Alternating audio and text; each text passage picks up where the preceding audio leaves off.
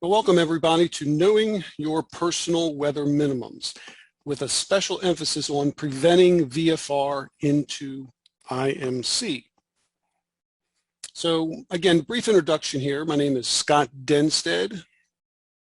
I'm a CFI and former National Weather Service meteorologist, and I'm also EA's subject matter expert on weather. So if you're an EA member, go ahead and log into the EA site and you can watch some of the webinars I've done with them as well. I'm also the founder of the newest aviation app, Easy Weather Brief, and the co-author of Pilot Weather from Solo to the Airlines, co-authored with Doug Morris, who is a Boeing 787 captain for Air Canada.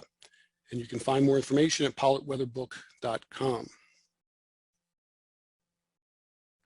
right, so let's first of all start out and try to define and understand VFR into IMC. I know that term gets thrown around quite a bit in aviation, and so it's a good idea for us to at least do a brief overview of what this is all about. So we're talking about visual flight rules, not instrument flight rules, but visual flight rules into what's called instrument meteorological conditions. So VFR in IMC is basically VFR flight into instrument meteorological conditions. So let's define IMC. Well, I spent a fair amount of time doing research for my PhD and my doctoral dissertation, so spent a lot of time looking for a good definition of IMC, and I think I found it. And that is, it defines a flight environment whereby operating an aircraft solely by visual references located outside of the cockpit are highly restricted or no longer available. And notice it doesn't say anything about ceilings or visibility in this particular definition. I think that's real important here, because IMC doesn't necessarily always have to involve clouds or lowered visibility, although most of the time it does. It really just focuses on the fact that you can't, when you're looking outside the cockpit itself, you can't maintain a decent visual reference to keep the shiny side up. So what are the factors of VFR and IMC? Well, you're flying VFR, of course, and typically the pilot will enter some conditions where the visibility deteriorates. And when that happens, one of the first things that kind of floods the situation is you get task saturated. And you can develop essentially what is called tunnel vision. So essentially the task saturation comes on pretty quickly, because now you've got to switch from visual references outside the cockpit to instrument references. And if you're not proficient and you haven't done any instrument flying recently, do a lot more VFR, this may catch you by surprise, and then you're worrying about terrain and a lot of other things. So you can become task saturated pretty quickly. And then typically what happens is you get spatially disoriented. Or in some cases, you may still have a pretty good idea in terms of being able to keep straight and level, but you may lose situational awareness. And that often ends up sometimes as losing control of the aircraft or potentially impacting terrain, controlled flight into terrain as well. So when you look at these four and you look over all the various different accidents that occur, one or more of these factors are reported in 75% of all weather-related general aviation accidents. That's pretty significant, that 75% of all weather-related GA accidents will mention at least one or more of these items. And we know that 2020 started out pretty bad and certainly didn't go well after that, when we heard about the accident related to the NBA superstar Kobe Bryant. He's flying in a helicopter, and about a year later, the NTSB came out with their final factual description of what happened, and in there they talked about that the pilot became spatially disoriented and moments later impacted terrain. So this is a classic kind of a VFR into IMC accident here. A horrible accident to occur, but it tends to happen quite a bit. And so what are the facts associated with this? Well, in general, weather is listed as the primary cause of 35% of all general aviation accidents. And when you consider all general aviation accidents across the board, 6% of them are classified as VFR into IMC. But the statistic that is kind of significant and should get our attention is that 6% are responsible for 25% of all fatal GA accidents, no matter what the cause is. So 6% of these VFR and IMC accidents are responsible for a quarter of all those. So that's pretty significant overall. So VFR and IMC is pretty nasty. And I usually get questions about this and people say, well, is it just mainly low-time pilots? And the answer is yes, although when you read a lot of the accidents, you'll notice that in some cases, there are actually some high-time pilots in there as well, instrument-rated pilots, even professional pilots end up in this situation. So the majority are low-time pilots, but it can bite anybody. If you don't read the Null Report, it's probably a good time to do that. Go out on the internet and type in Null Report and read through at least the last year. It's really a good read overall. A lot of statistics thrown at you, but I'm going to pull one of them out of here, out of the 2015, and you could look at any year in the past and find a similar look and feel to it. But they list the number of accidents there on the left, and they'll show you basically the factor, the weather factor, be it turbulence, poor IFR technique, airframe icing, thunderstorms, or VFR and IMC.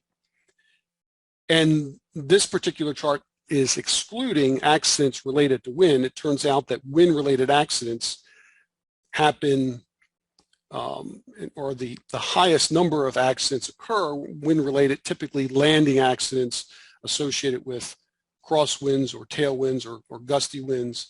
They represent the most number of accidents in terms of the actual element. This is wind, but but those are highly survivable. So in what's left over are these items here. And if you look at this, it's very obvious that in the blue, you're dealing with the fatal accidents. And on the very left, VFR and IMC, you have a total of 21 accidents that are reported in 2015. And then you look at the number of fatalities, it's 20 of those accidents produce fatalities. So by far, it stands out as a major issue with respect to killing pilots in an airplane.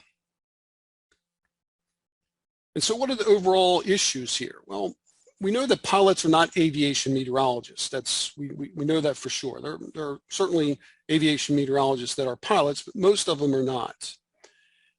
But I think the real issue comes down, and a lot of the research I did for my dissertation was related to how pilots consume this weather guidance. And then kind of rolled up into that is the lack of integration of that weather guidance. There's a lot of information out there, but it's not really well integrated. So we have a lot of apps out there, very popular apps that are used every day,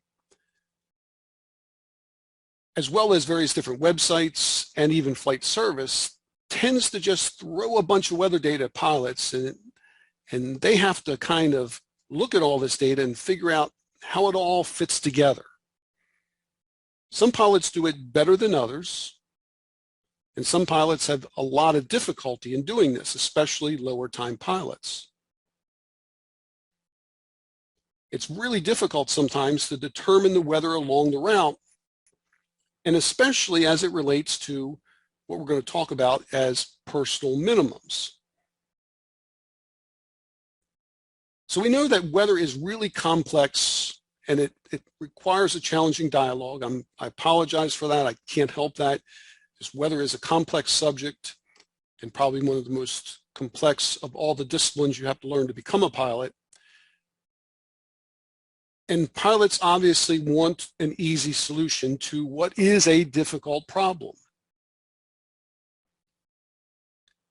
And it's also due to the lack of aviation weather knowledge. In some cases, pilots receive little or no training, or incomplete training, or poor training. They may get enough training to pass the written and the oral, but in reality, they may not have enough knowledge to be able to take it to the next level and fly safe. And in some cases, pilots are just unable to kind of recognize that potential for adverse weather along the entire route of flight they're planning.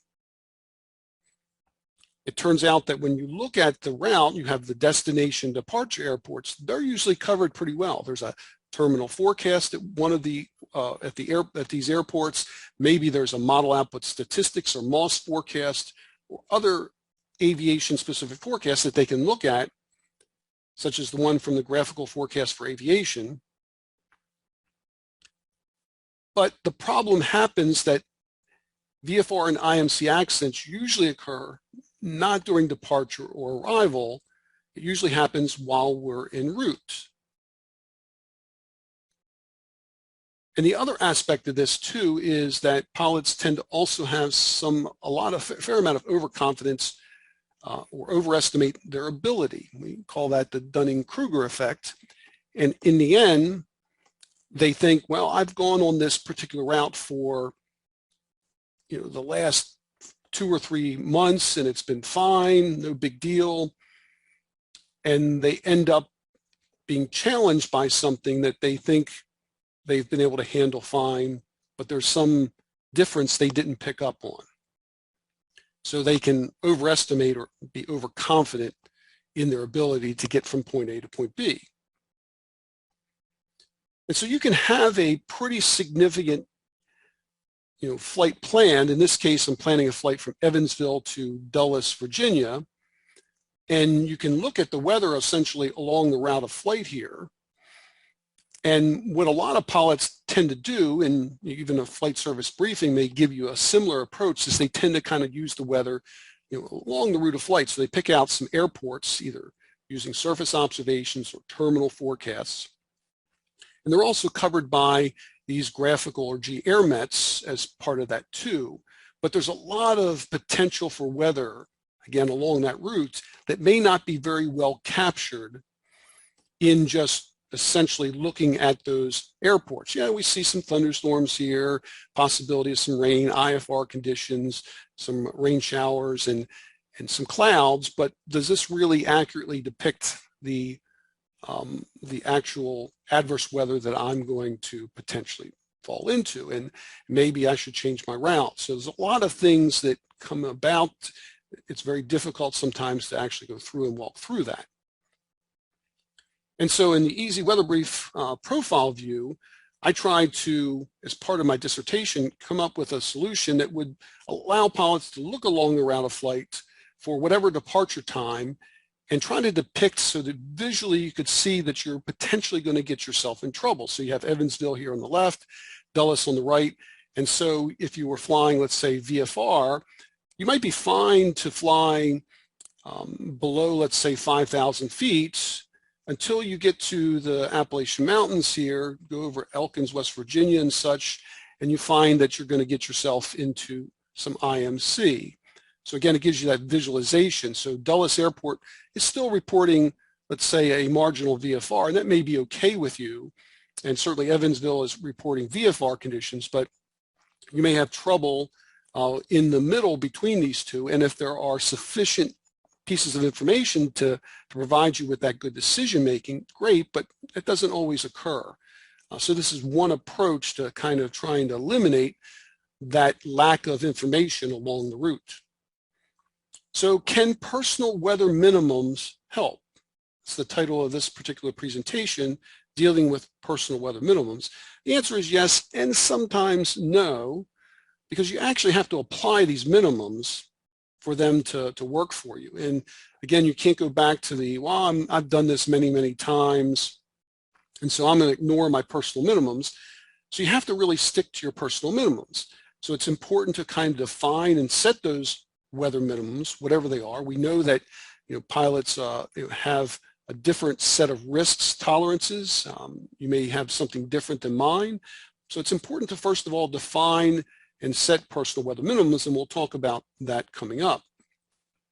And so it includes things like ceiling height, surface visibility, icing turbulence, convection, crosswinds. All those elements involve adding risk to the flight. But how do you apply those to your entire route of flight? Especially when you're only looking at potentially airports that are 20, 30, 40 miles off your route and don't have the entire amount of data. So it's really difficult, and that's why we see a lot of these accidents happen, VFR and IMC, along the route of flight, because we don't have good information between point A and point B. So let's just back up a little bit and talk about what personal weather minimums are. And I'm surprised I run into a fair amount when you look at this from a perspective of personal minimums, and you mention this to a pilot, I've found that run into a number of pilots who haven't really even heard of this concept. Maybe they've heard of it in kind of a parenthetical way, but ultimately they have not heard of personal weather minimums. But it's a set of criteria, rules, guidelines, and procedures that can be used to make good decisions. So they help the pilot make that decisions on the conditions and circumstances under which they can begin or continue to operate a flight. So it's conditions and circumstances.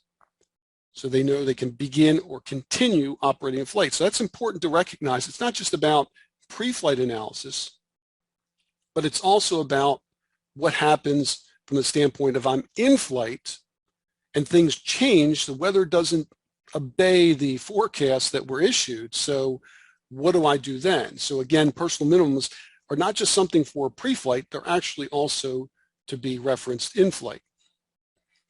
And just to note that these criteria, rules, guidelines, and procedures are really not required from a FAA standpoint. The FAA is not holding your feet to the fire and saying you must apply personal weather minimums.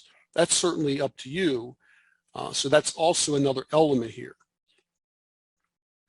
And we know that pilots are not all created equal. You may have pilots with, let's say, 200 hours, they just maybe are working on their instrument rating versus somebody that's got 2,000 or 3,000 hours. Or maybe they're just learning, they've got 500 hours and they're switching another airplane that has a lot more capability, faster airplane. So all those elements kind of make the situation different depending on who you are. But they really help to identify, and the most important thing is to somehow quantify the risk. If you can quantify the risk, you can do things such as accept that risk, reduce it in some way, or avoid the risk altogether, or even transfer the risk. For instance, I may say this route of flight, VFR, is just not going to happen. I may fly IFR instead. Or if the weather is just so bad that it's not worth my time and energy to try to make this flight, it's a higher risk, I may transfer that to the airlines and let them take the risk. So there's a lot of analysis that's got to go around this. That's going to happen pretty quick in your head. And certainly this is the challenge that we have when we're looking at personal minimums. And we know that safe is not the equivalent risk-free. You could plan a flight that's very safe. You can look at dot all the I's and cross all the T's and really feel comfortable. But in the end, there are still risks. There are the possibility that forecasts are wrong. They are, in some cases, in a situation where, in some situations where not only the forecast, but also the aircraft itself may not behave accordingly. They have issues with fuel burn that you didn't expect. The winds are stronger than expected. A lot of different things can happen and add additional risks. And that's why you have to continue to apply these personal minimums throughout the flight. And the other thing that kind of comes up a fair amount is that risk is truly addictive. And I hear a lot of pilots say, yeah, there's this 3,000 or 4,000 foot layer in the wintertime and, icing potential out there, but I've popped through that layer, IFR up and down the last 10 times and not had any single issue whatsoever. So every time you see the same situation come up, you lump it into, this was not a problem. I took some risks and I got to a point where I said, I'm going to accept that risk because the fact is I was able to do that previously with no issue. And so again, risk can be fairly addictive. And so let's talk a little bit about human decision making. I know you came to a weather webinar, but we're going to talk about the brain a little bit because I think it's really important to understand this when we go to make decisions about anything, but certainly about weather. And so I think if you are looking for an item to purchase for the holidays coming up, at Christmas or whatever, and in this particular case, this book, Think Again by Adam Grant, is probably one of the best out there. Of course, you would want to buy my Pilot Weather from So That the Airlines first, but the second book you would get would be Think Again. It's the power of knowing what you don't know. And in this book, and he talks about a lot of different aspects that are definitely applicable, but let me talk about one particular element of this. And that is there are two systems operating in our brain for making those decisions. And system one is that automatic quick perception and reaction. And that's an important aspect. It's somebody throws something at you, it allows you to put your hands up and block it or catch it, as the case may be. So we need that quick reaction system in our brains. It really helps keep us safe in many situations.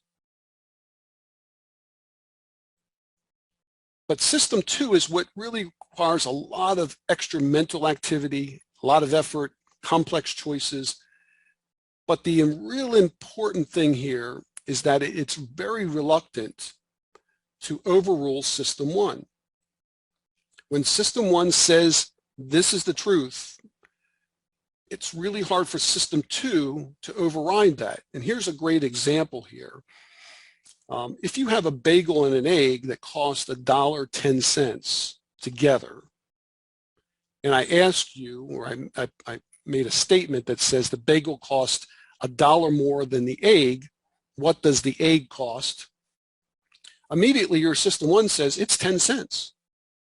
It's 10 cents, $1.10 total, it's 10 cents for that egg. But system two kind of kicks in and says, no, it can't be that easy. There's got to be some more complexity to it. Let me kind of think about this. But as you're thinking through it, your system one or system two is always telling you that, hey, system one is usually always right. I'm gonna just go with 10 cents. And it turns out the answer actually is $1.05 plus 5 cents. So the egg cost 5 cents to get $1.10.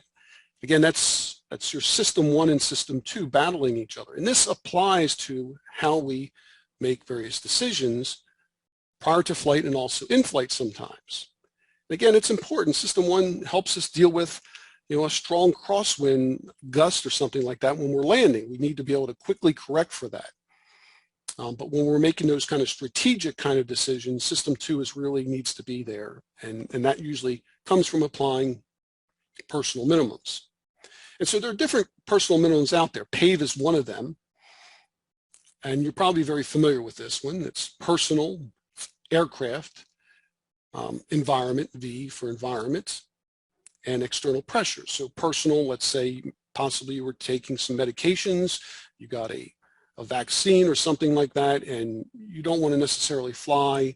So that you're dealing with that aspect. That maybe your aircraft. I know for a fact that most of the time when I've had issues with the aircraft in terms of mechanics, it's always been after some kind of work on the aircraft itself, some kind of maintenance.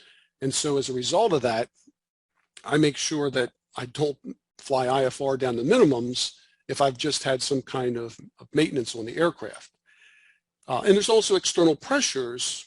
You want to get someplace and you have a limited amount of time and everybody is pressuring you to get in the airplane and go when you may not really think it's the best thing to do. Or you have to get to a meeting or get to your daughter or son's graduation or your grandson's birthday party. But the one that we're going to focus on mostly is the environment, and that's essentially the weather. So personal minimums, kind of think of those as kind of a checklist, and it's based on kind of minimum thresholds. It's designed to kind of facilitate and help you understand and quantify the risks so you can make good decisions. And it tries to encompass all elements that may add risks to the flight. So if it's anything that will add significant risk to a flight, we should be looking at developing some kind of personal minimum. And when we're talking about environmental elements, again, we're looking at low ceilings and reduced visibility. That's what causes a lot of the VFR into IMC accidents. Of course, there's strong gusty winds, crosswinds, and even tailwinds that can be problematic. Airframe icing, turbulence, and deep moist convection or thunderstorms also need to be considered.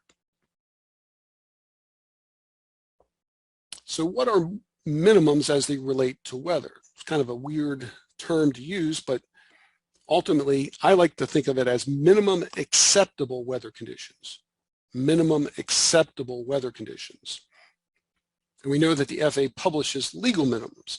For instance, in certain airspace, it may be VFR flight is 1,000 foot ceilings and 3 miles visibility. That may be the FAA's minimums, or an instrument approach may be 200 feet ceilings and 1/2 mile visibility, or 1,800 foot RVR, or something like that. But that doesn't mean that we have to use those minimums. Most cases, those minimums that we define are usually more conservative than these legal minimums.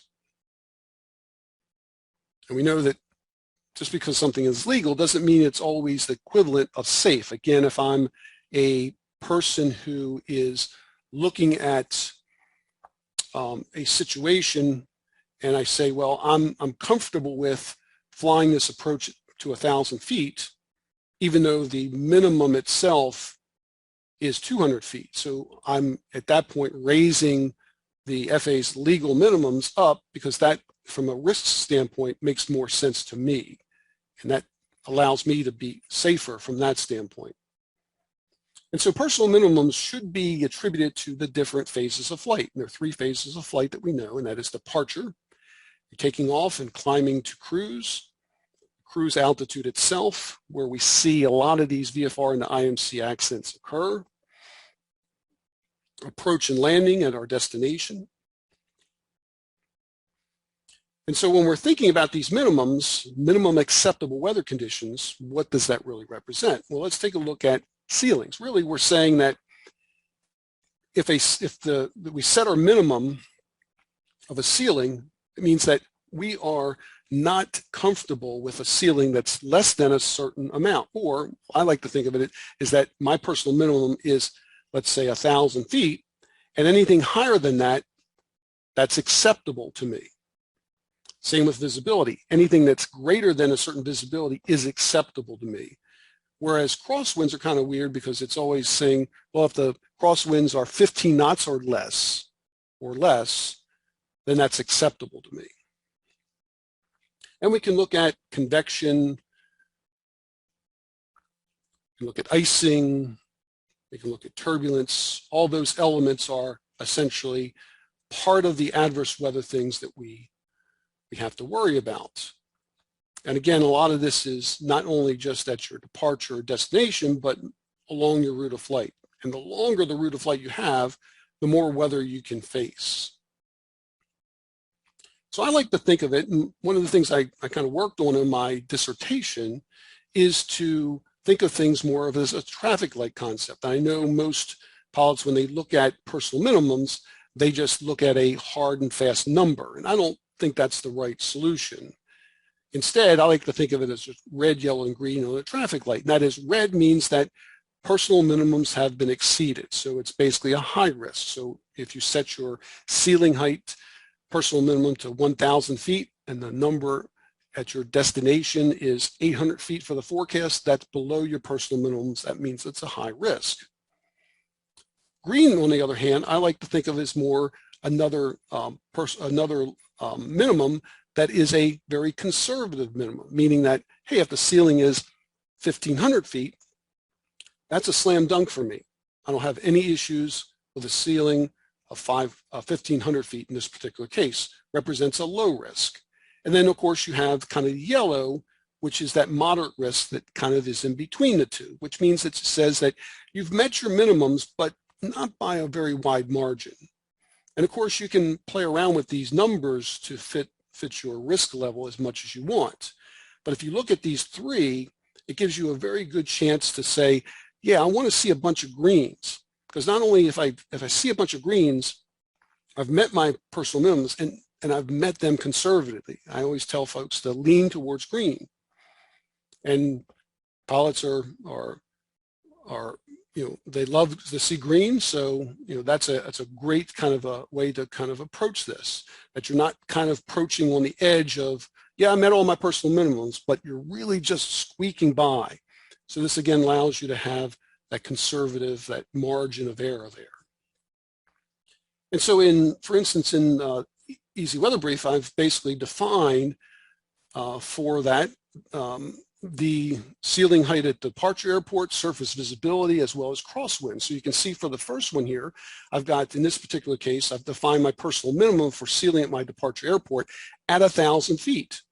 And so anything less than 1,000 feet or less is going to show up as red. And then essentially, if my ceiling at my departure airport is 3,000 feet or better, that shows up as green, and anything in between here is yellow. And again, that represents moderate risk. And you can do the same thing for what's happening along your route of flight. Ceiling along your route of flight, visibility along your route of flight, icing probability, icing intensity, turbulence intensity, and even convective potential along your route of flight. So you can define these minimums accordingly in such a way that you're able to start to identify what you're comfortable with. And that way, essentially, this can be evaluated so that it can quantify the risk you're taking from a weather perspective. And same thing at your destination as the departure airport. We have the ceiling height at your destination, surface visibility, and your crosswind at your destination airport. This again all comes from looking at forecasts for those elements. And so kind of the last element here is that you want to take all this information along the route of flight and you want to apply that to the actual minimums you have set. So in this particular case here, each column represents a specific time of departure, and then each row represents one of those personal weather minimums here. So this basically suggests that everything is in the green except for, I might get into some problem with some icing intensity issues. It still meets my personal minimum, but there may be some icing issues I need to further investigate. So what you're looking for here pretty quickly, looking down, is you're trying to look for all greens. And maybe a yellow or two is fine, but when you start to see lots of reds, that means that one or more of these personal minimums have been busted. And as a result of that, that should attract your attention and get you to a point where you're starting to then investigate what's happening along the route of flight so you can better understand your risk tolerance. And so I call this the departure advisor, and gives you the better kind of visualization for when the best time to depart is, based again on your own risk tolerances. All right, so we have gone through that pretty quickly there. My website here is easywxbrief.com, and there is a 14-day trial membership, or you can reach out to me at support@easyweatherbrief.com for any other questions you might have. And my book is sold at pilotweatherbook.com.